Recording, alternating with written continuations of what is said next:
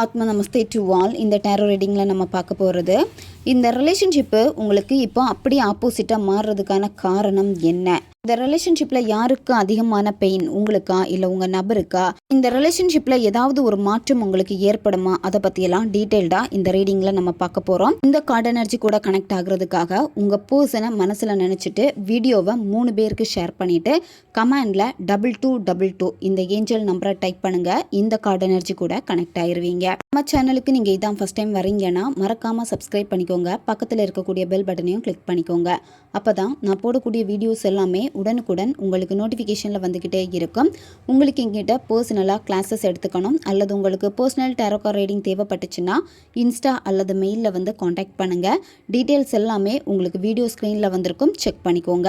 இப்போது இந்த ரீடிங்கில் நம்ம போகலாம். இந்த ரிலேஷன்ஷிப் வந்து இன்னைக்கு இந்த அளவுக்கு வந்திருக்கு. அவ்வளோ விருப்பப்பட்டு காதலிச்ச நபர் இப்போ ஏன் உங்களை அவாய்ட் பண்ணுறாங்க, வேணான்னு சொல்கிறாங்க? ஏன் இந்த அளவுக்கு வந்து எதிர்பார்த்த அன்பு இப்போ வந்து தலைகீழாக மாறி போயிருக்கு அப்படின்னு நம்ம செக் பண்ணுறப்ப இந்த ரிலேஷன்ஷிப்பில் வந்து பார்த்திங்கன்னா நிறையவே செல்ஃப் டவுட்டு வந்து இருந்திருக்கு.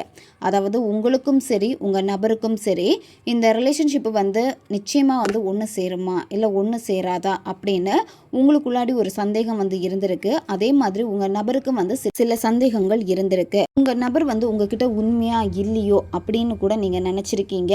இந்த ரிலேஷன்ஷிப்பில் வந்து உங்கள் நபர் தான் உங்களை வந்து அவாய்ட் பண்ணியிருக்காங்க. இந்த ரிலேஷன்ஷிப் வந்து முடிஞ்சிடக்கூடாது அப்படின்னு சொல்லிட்டு நீங்கள் ரொம்ப அவசரப்பட்டிருக்கீங்க. உங்கள் நபருக்கு வந்து நிறைய கால் பண்ணுறதா இருக்கட்டும், நிறைய மெசேஜ் பண்ணுறதா இருக்கட்டும், அவங்க உங்கள் மெசேஜை வந்து இக்னோர் பண்ணுறது, காலை வந்து இக்னோர் பண்ணுறது, இந்த மாதிரியெல்லாம் பண்ணியிருக்காங்க. நீங்கள் செஞ்ச சில தப்புக்களுக்கு உங்கள் நபர் வந்து பனிஷ்மெண்ட் கொடுத்துருக்காங்க. பனிஷ்மெண்ட்னா கால் எடுத்து பேச மாட்டாங்க, மெசேஜுக்கு வந்து ரெஸ்பான்ஸ் பண்ண மாட்டாங்க, ஆன்லைனில் தான் இருப்பாங்க. ஆனால் நீங்கள் அவங்கள வந்து தொடர்ந்து கால் மெசேஜ் பண்ணி சேஸ் பண்ணுறது, இந்த மாதிரியெல்லாம் நீங்கள் செஞ்சுருக்கீங்க. உங்கள் நபர் வந்து ஒரு முடிவு வந்து இந்த ரிலேஷன்ஷிப்பில் வந்து எடுத்திருக்காங்க. சரியா? சில விஷயங்கள் வந்து மன்னிக்க முடியாத மாதிரி உங்கள் நபருக்கு வந்து தெரிஞ்சிருக்கு. ஏன்னா நிறைய விஷயங்கள் வந்து செக் பண்ணுறப்போ கடந்த காலத்தில் ஏற்பட்ட சில விஷயங்கள் தான் வந்து பார்த்திங்கன்னா உங்களுடைய கரண்ட் ரிலேஷன்ஷிப்பை வந்து பாதிச்சிருக்கு. இதில் நிறைய பேருக்கு வந்து எக்ஸ் இருந்திருப்பாங்க, எக்ஸினால பிரச்சனைகள் வந்திருக்கு. உங்ககிட்ட நல்லா பேசிகிட்டு இருந்திருப்பாங்க. சடனாக அவங்க லைஃப்பில் திரும்ப அந்த எக்ஸ் வரப்போ வந்து எக்ஸை தான் பிடிச்சிருக்கு அப்படின்னு சொல்லிட்டு போயிருப்பாங்க. அப்படி இல்லைனா புதிய ரிலேஷன்ஷிப்பு பிடிச்சிருக்கு அப்படின்னு புதிய ரிலேஷன்ஷிப்பில் போயிருப்பாங்க.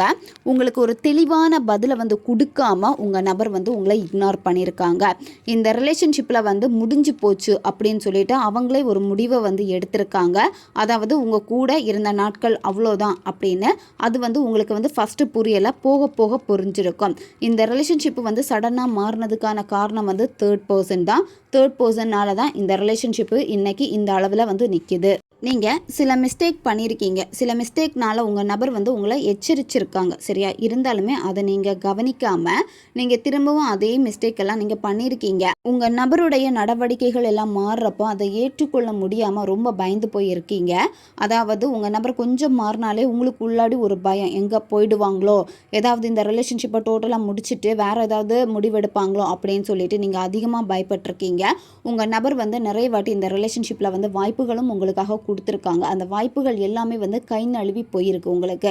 இந்த ரிலேஷன்ஷிப்பில் இன்னும் பெரிய குழப்பம் வர்றதுக்கு காரணம் உங்கள் நபர் வந்து செய்யக்கூடாது சொன்ன சில விஷயங்கள் நீங்கள் செஞ்சுருக்கீங்க. அதாவது ஒரு இடத்துக்கு வந்து போகாதேன்னு சொல்லியிருப்பாங்க, அந்த இடத்துக்கு நீங்கள் போயிருக்கீங்க, அது பிடிக்கல. அல்லது உங்கள் நபர் வந்து நீங்கள் போகக்கூடாதுன்னு சொன்ன ஒரு இடத்துக்கு வந்து போயிருக்காங்க. இதனால தான் உங்களுக்குள்ளாடி சண்டை வந்து இந்த ரிலேஷன்ஷிப்பில் இன்றைக்கி நோ கான்டாக்ட் சிச்சுவேஷனில் வந்து இருக்குது. நீங்கள் ரொம்ப ட்ரை பண்ணியிருக்கீங்க இந்த ரிலேஷன்ஷிப்புக்காக, அதிகமான எஃபர்ட் வந்து நீங்கள் போட்டிருக்கீங்க. இருந்தாலுமே உங்கள் நபர் வந்து பெரிய அளவுக்கு வந்து இந்த ரிலேஷன்ஷிப்பில் கவனம் செலுத்தலை. ஏன்னா அவங்களுக்கு வந்து இப்போ என்ன முக்கியம் அப்படின்னா அவங்க வாழ்க்கை தான் முக்கியம் அப்படின்னு வந்து இருக்காங்க. இந்த ரிலேஷன்ஷிப்புக்குள்ளாடி ஒரு தேர்ட் பர்சன் வந்திருக்காங்க. புதிய ஒரு நபர் வந்தனால தான் உங்களுடைய ரிலேஷன்ஷிப்பை வந்து சீர்குலைஞ்சிருக்கு. அதாவது உங்களுக்கான நேரத்தை உங்கள் நபர் வந்து கொடுக்காம போயிருக்காங்க. அப்படி இல்லைன்னா உங்கள் லைஃப்பில் ஏதாவது ஒரு பர்சன் வந்திருப்பாங்க, அந்த பர்சன் வந்து உங்கள் நபருக்கு வந்து பிடிக்காம போயிருக்கும். இந்த மாதிரியான சில நம்பிக்கைகள் வந்து இங்கே உடைக்கப்பட்டிருக்கு. அதாவது உங்களுக்கு உங்கள் நபர் மேலே நம்பிக்கை இல்லாமல் போயிருக்கு, உங்கள் நபருக்கும் உங்கள் மேலே நம்பிக்கை இல்லாமல் போயிருக்கு. சில விஷயங்கள் வந்து நீங்கள் சொல்கிறப்ப அது மோதலாக மாறி இருக்கு. நீங்கள் மேரேஜ் பண்ண கேட்டிருப்பீங்க, உங்கள் நபர் வந்து மறுத்திருப்பாங்க.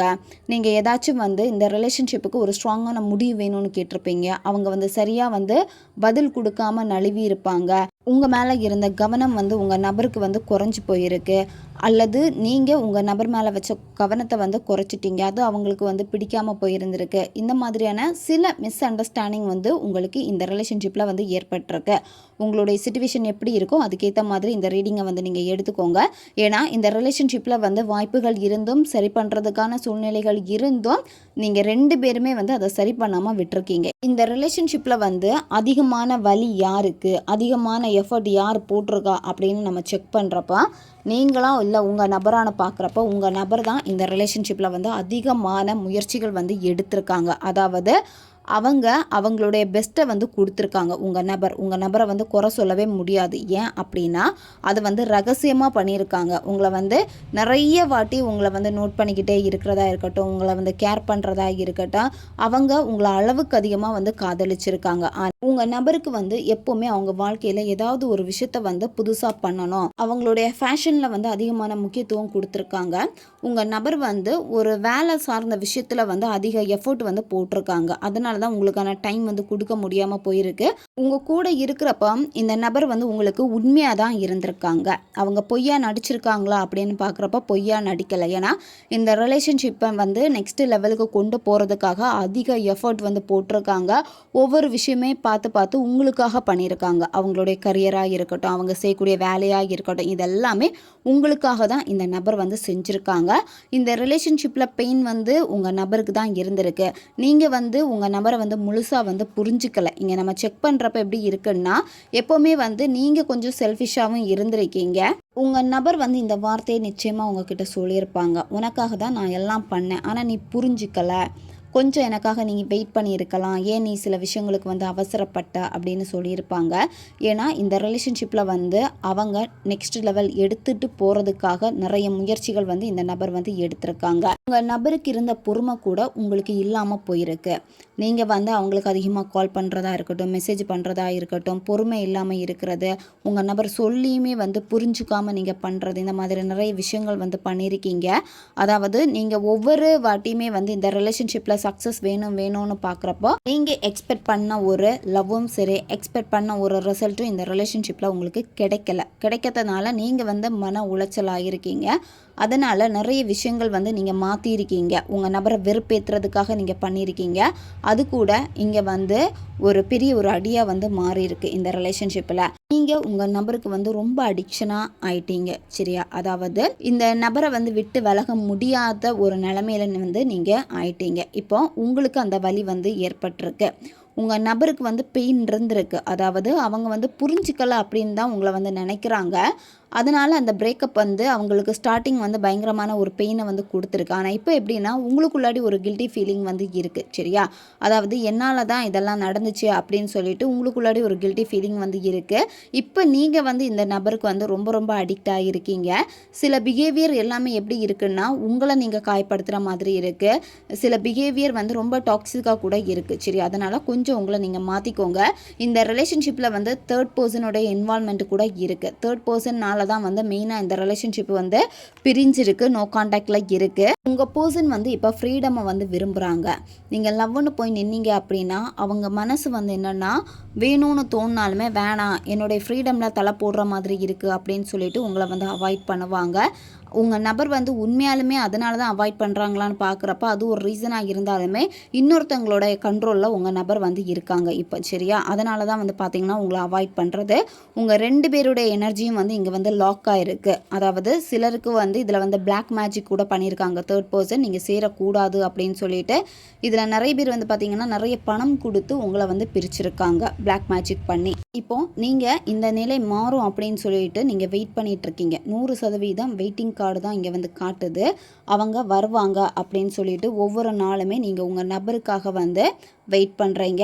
நிறைய பிளானிங் எல்லாமே இந்த ரிலேஷன்ஷிப்பில் வந்து நீங்கள் இப்போ வச்சுருக்கீங்க. அந்த பிளானிங் எல்லாமே இப்போ எப்படி இருக்குன்னா லாக் ஆகிருக்கு. சரியா? அதாவது சில நேரம் நீங்கள் எடுக்கக்கூடிய முயற்சிகள் வந்து தோற்று போகிற மாதிரி கூட இருக்குது, கொஞ்சம் டிலே ஆகுற மாதிரி இருக்குது. ஏன் டிலே ஆகுது அப்படின்னா உங்கள் எனர்ஜி லாக் ஆகிடுச்சு, உங்கள் பர்சனோட எனர்ஜி வந்து லாக் ஆகிடுச்சு. அதனால தான் ஒருத்தருக்கு ஒருத்தர் வந்து அந்த எனர்ஜி வந்து சரியாக போகாமல் இருக்குது. நீங்கள் அவங்கள பற்றி நினைக்கிறப்ப வந்து அவங்க வந்து உங்கள் மேலே கோவப்படுற மாதிரி இருக்கும். இந்த மாதிரி கொஞ்சம் சில விஷயங்கள் வந்து மாறுதலாக நடந்திருக்கு. ஏன் மாறுதலாக என்னெல்லாம் நடக்குது அப்படின்னா உங்கள் 2 பேருடைய எனர்ஜியை வந்து கட் பண்ணி விட்டுருக்காங்க அந்த தேர்ட் பர்சன் செய்த சில சூழ்ச்சினால்.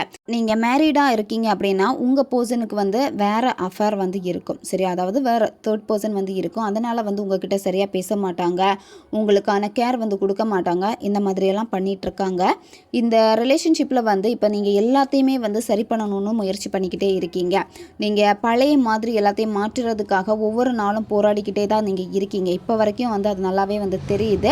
ஏன்னா உங்கள் மிஸ்டேக்கை வந்து நீங்கள் கொஞ்சம் ரியலைஸ் பண்ணிட்டீங்க. அன்னைக்கு நம்ம இந்த மாதிரி பிஹேவ் பண்ணியிருக்க கூடாது அப்படிங்கிறதுக்காக எல்லாமே நீங்கள் இப்போ பார்த்து பார்த்து பண்ணால் கூட எல்லாமே சரியாக இருந்தாலுமே உங்கள் நபர் வந்து கண்டுக்காம தான் போகிறாங்க.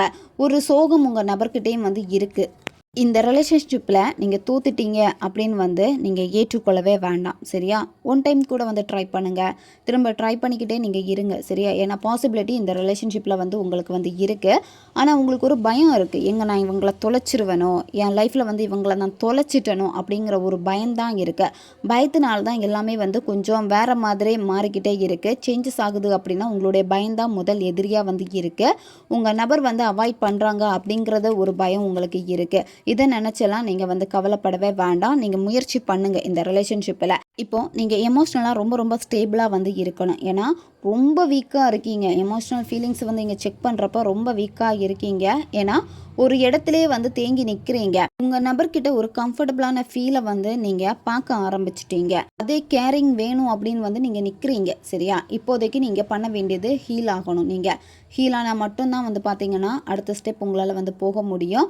உங்களுடைய மனசில் வந்து பயங்கரமான ஒரு ஃபீலிங் வந்து இருக்குது, சொல்ல முடியாத ஒரு வேதனை இதெல்லாமே வந்து இருக்குது. கொஞ்சம் செல்ஃப் லவ்வில் செல்ஃப் கேரில் வந்து கொஞ்சம் நீங்கள் இம்பார்ட்டன்ட் கொடுங்க சரியா. யாரையுமே டிபெண்ட் பண்ணி இருக்காதீங்க. கொஞ்சம் நீங்கள் தள்ளி நின்றுட்டு உங்கள் லைஃப்பில் என்னென்ன பண்ணணுமோ அதை நீங்கள் பண்ணுங்கள். ஏன்னா இப்போ நீங்கள் இருக்கக்கூடிய அந்த சிச்சுவேஷன் எல்லாமே எப்படி இருக்குன்னா ஒரு கம்ஃபர்ட் ஜோனுக்குள்ளாடியே நீங்கள் இருக்கிற மாதிரி இருக்குது. அதனால தான் வந்து பார்த்தீங்கன்னா அந்த சோகத்துக்கு வந்து மிகப்பெரிய காரணமாக இருக்குது. ஹீல் ஆக மாட்டேங்கிறீங்க. 3 டேஸ்லேயே இந்த வீடியோ உங்கள் கண்ணில் பட்ட வித்தின் 3 டேஸ்லேயே உங்களுக்கு ஒரு பாசிட்டிவான சைன் வந்து உங்கள் லைஃப்பில் வந்து நடக்கும். அதாவது அது லவ்னு சொல்ல முடியாது, உங்களை சந்தோஷப்படுத்துகிற மாதிரியான ஒரு விஷயம் வந்து நிச்சயமாக நடக்கும். அது வந்து உங்களுடைய வேலையில் இருக்கலாம், தனிப்பட்ட வளர்ச்சி, அதாவது வேறு ஏதாவது உங்கள் ஃப்ரெண்ட்ஸ் மூலமாக அந்த ஹாப்பி வந்து உங்களுக்கு கிடைக்கலாம். இல்லை உங்கள் நபரை பற்றி ஏதாவது விஷயம் நீங்கள் நல்லபடியாக பாசிட்டிவாக தெரிஞ்சுக்கலாம். இந்த மாதிரியான ஒரு ஹாப்பி நியூஸ் வந்து உங்கள் காதுக்கு வந்து கேட்கும். வித்தின் 3 டேஸ்லேயே ஒரு சிலருக்கு வந்து உங்கள் நபர் வந்து ரொம்ப நாள் கால் பண்ணாமல் இருக்காங்கன்னா கால் பண்ணுவாங்க அல்லது மெசேஜ் பண்ணுவாங்க. ரொம்ப நாளாக வந்து ஒரு ட்ரீமை வந்து நீங்கள் சேஸ் பண்ணிக்கிட்டே இருக்கீங்க அப்படின்னா அது வந்து உங்கள் லைஃப்பில் வந்து உண்மையாகவே வந்து நடக்க போகுது. ஃபேமிலி கூட ஒன்றா வந்து டைம் ஸ்பெண்ட் பண்ண போகிறீங்க. ஃபேமிலினால் வந்து உங்களுக்கு சந்தோஷம் கிடைக்க போகுது. ஃபேமிலி சப்போர்ட் வந்து உங்களுக்கு இல்லாமல் இருக்குது அப்படின்னா ஃபேமிலி வந்து உங்கள் லவ்வுக்கு வந்து சப்போர்ட் பண்ணுவாங்க. இந்த மாதிரியான ஒரு சப்போர்ட் வந்து கிடைக்க போகுது. ஏதோ ஒரு மிராக்கிள் வந்து நடக்க போகுது வித்தின் 3 டேஸில் சரியா. நீங்கள் இப்போ ஹீல் ஆகணும், அதுதான் ரொம்ப முக்கியம். எப்போவுமே வந்து உங்கள் மனசை ஆள் மனசை வந்து சந்தோஷமாக வச்சுக்கோங்க. சந்தோஷமாக நீங்கள் இருக்கிறப்ப தான் உங்களுக்கான தடைகள் எல்லாமே விலக ஆரம்பிக்கும். ஓகே காய்ஸ், இதுதான் இந்த ரீடிங். இது வந்து ஜென்ரல் ரீடிங் தான், பொருந்தக்கூடிய விஷயங்களை மட்டும் எடுத்துக்கோங்க, மற்றதை விட்டுருங்க. உங்களுக்கு பர்சனல் டேரோக்கோ ரீடிங் தேவைப்பட்டுச்சுன்னா இன்ஸ்டா அல்லது மெயிலில் வந்து காண்டாக்ட் பண்ணுங்கள். அடுத்து ஒரு வீடியோ பதிவில் சந்திக்கலாம். நன்றி.